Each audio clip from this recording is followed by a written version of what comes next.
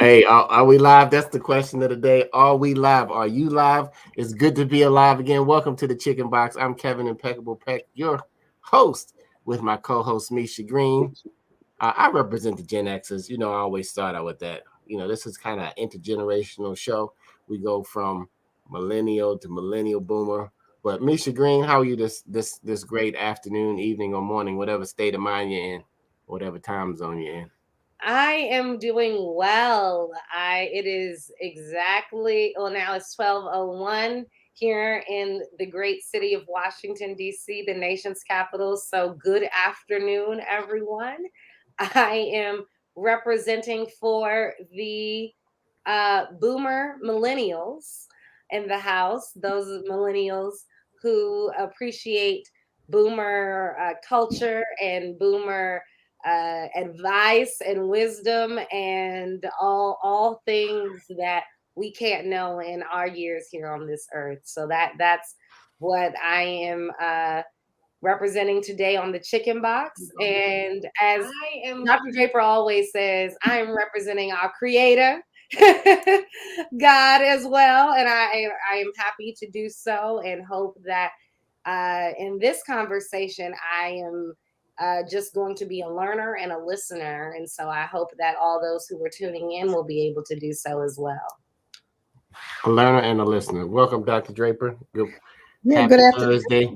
Yeah, good afternoon, everybody. Happy Thursday. Like Misha, I'm a learner and a listener today as well. I am representing the boomers. I call myself a millennial boomer because I appreciate Misha Green, the millennial contributions as well. Kevin, the Gen Xers, and I know we may have some Gen Zers who also are tuning in, and then there may be some from what they call the silent generation or the World War II. Everybody is welcome for this conversation. And so good to be here.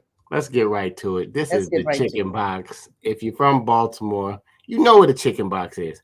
Shall I show it one more time for everybody? Here. I'll add it to the stream. Here it is. Nice, good old Chicken Box. Full wings, fries.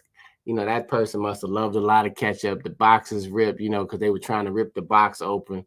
But this show is if you're not hungry now, you're hungry now. This show, we dispel myths, we break down stereotypes in the African American community, and we inform, inspire, and educate. Powered by the Afro American newspaper, 129 years of really being a beacon of light in the Black community. So we always have a saying: "Don't be a chicken, get on the box." And the box is speaking your truth about certain topics. But today's topic, it is Black people versus crypto 101. There is a lot of news, there is a lot of talk, there is a lot of real money being made in this space. And we want to know, have you decided to even think about learning more about a currency that is right in front of our eyes, beginning to change the landscape of the financial community? Man, cryptocurrency, also known as crypto, and a currency. I have a special guest today. Her name is Janette Little, and she, Dr. Draper. Let me see if the Jeanette's there. Janette, welcome to the Chicken Box. How are you this morning? Oh, like I say, I'm sparkling and a miracle in the making. Sparkling and a miracle in the making, everybody. Listen, do us a favor, because somebody out there does not know what crypto is. If you could hit the share button right on your Facebook, it's the little arrow right under the video, and you can just share this with someone else, because someone may need to know about the information that's being shared today. A miracle in the making. I love that. That's going to be the saying of the day. Why don't you give a brief just introduction, or warm Chicken Box introduction, Misha, for our lovely guest Janette Little today. Yes. Well, I am so thankful for Janette Little joining us today. I, for one, know just from that introduction alone and her saying alone that we are going to be inspired and learn quite a lot. And in reading this woman's life and bio, and I know I'm only getting a glimpse She really knows what she's talking about and is ready to help us as those who are sponges and ready to learn. So thank you so much for being on the show. I know that Miss Little says she is representing the baby boomers. She is an internal revenue agent, a realtor, and an entrepreneur. Her dedication to integrity and exceptional service distinguishes her in the various business industries that she's involved in. She has business knowledge and expertise that's grown over the years. She's developed a strong global network with top business professionals in the crypto space. And one of her main goals is to help educate people about how to BYOB. And that's not what y'all think. It is be your own bank in the crypto space and how Bitcoin can impact our financial future. And while it is important to have home ownership and create general wealth for families, her slogan has always been a little goes a long way to see that you get the best results. A little goes a long way to see that you get the best results. I love that. Thank you so much, Janette Little, for joining us today. Thank you for having me. We are on a mission, y'all, to talk about this whole crypto. It's too much for you to get it all today, but you have to before you leave today, we hope that you get some kind of understanding about what it is and maybe how it could even change your life and your family's financial future. As I said, this is Black People versus Crypto 101. Do you know about it? Have you heard about it? Do you know what a digital wallet is? It's been terms like Bitcoin, Ethereum floating around. We're starting to hear words like NFT. And if you're not paying attention, you're like, I hear all these words. And I don't know if you guys even saw the news yesterday when the former Staples Center out in Los Angeles, which Magic and Kobe have all of these wonderful championships, has now done a name signing deal for $700 million with a new company called crypto.com. So some people are like, why in the world would you change the name? And you got to think about it. There are a lot of stadiums and arenas named after banks, right? I know the Ravens Stadium is M&T Bank. These are financial institutions. It just shows you where the finance and where currency is moving in the future. And of course, LA has taken the step or the money. They did one of them, but they changed the name of Staples. I don't even know if you can find Staples anymore. If they still do office stuff, they may, but that might be before some people's time. You may have never even heard of Staples. But let's get into this cryptocurrency. Let's get on the box for 30 seconds. When you hear the word crypto, well, you know what? We haven't even, Janette, I'm just firing away. That's great. Jump right in. You consider which gen are you? Are you a boomer millennial? Are you a Gen Xer? Well, you know what? This morning I just first heard your mother and the other young lady say boomer millennial. So I want to be a boomer millennial, and the reason why I say that is because that's a new term. First of all, most of my business partners are millennials. I don't have many baby boomers as business partners, and I learned from them because I learned a long time ago. Don't try to keep up with the young, but learn from the young. So I have plenty millennials as business partners, and I'm learning a lot through them. So how did you transition? Because for you guys who don't know, I think I met Janette maybe 25 years ago. She sold me one of my first houses in Baltimore, and I've known her as a realtor and an entrepreneur. I just learned about the IRS, so I ain't gonna say nothing to you, Miss Janette. I know you might be retired at this point, but what made you get into crypto? The world of crypto? Well, I was introduced to crypto back in 2007 when Bitcoin first started, when it was introduced to me as 10 cents. Sorry about the phone.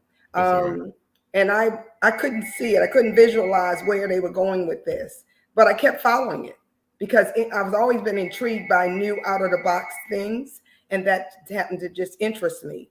But in 2012, I actually got involved. It was $1,200 by then, but it took me that long to see the light. And once I saw the light, I kept at that point trying to figure out how I was going to get to the top of this, how I was going to earn it. And then I start using different platforms to help me. So I would tell my baby boomer friends about it. Of course, they looked at me like I had three heads, because as far as they're concerned, they're retired, like I retired from the IRS.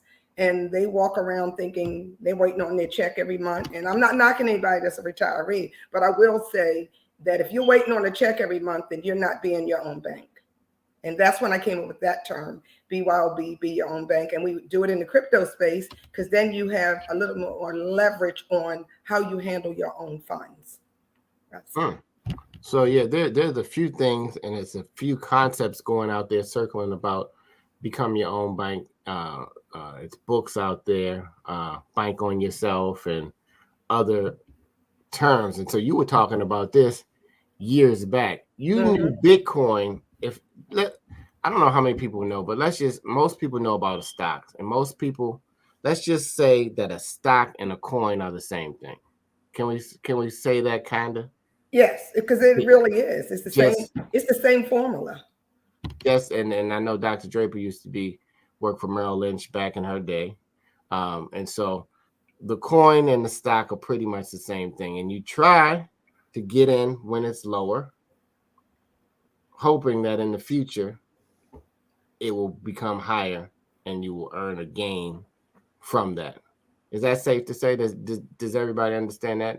Misha and Dr. Draper, are you guys? Well, it's a currency. So stocks are traded over a regulated exchange by the Security and Exchange Commission, right? It's there, but it's a currency. And so a lot of people, even if you don't understand stocks and bonds, you know that you have a currency. If you ever travel and you take that American dollar to some countries, it's not worth the same thing that it is here, or if you go to some countries, like I went to Uganda, you can exchange your American dollar for as many Ugandan shillings as you like, except for they're no good once you leave Uganda, right? So it's a currency. It's an exchange of currency. All right. So can we all agree on that, Misha? This is Black People versus Crypto 101. So we're trying to just get the concept of when you hear crypto. I'll go around the room one time. Misha, what do you think of when you hear the word crypto? I think about a lot.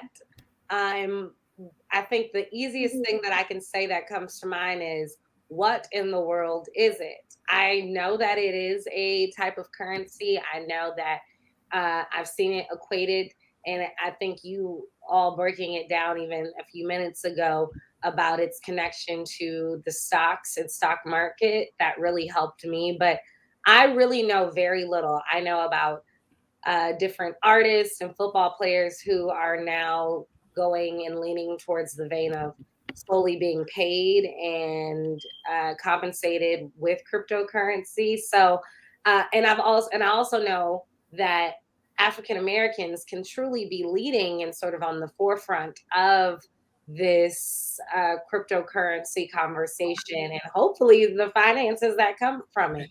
So while I'm aware, I am embarrassed to say that I know very, very little about it. So I'm a sponge today. I am just taking everything in.